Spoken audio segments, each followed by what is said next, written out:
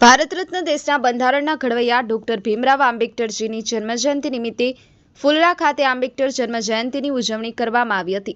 સાથે કેક કાપવામાં આવ્યો હતો। આ પ્રસંગે ફુલરા ગ્રામ પંચાયતના લોકપ્રિય સરપંચ શ્રી વલી મામદ મિસ્ત્રી જત દ્વારા કેકનું વિતરણ કરવામાં આવ્યું હતું।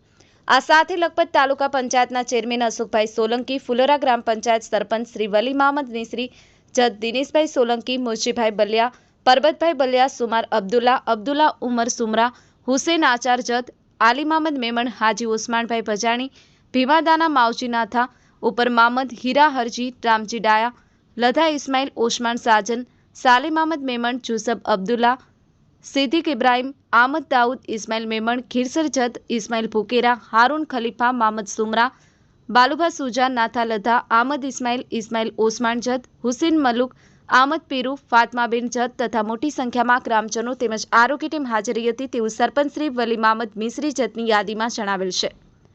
અલી મામદ સમા, કચ્છની પુકાર ન્યૂઝ, ભુજ।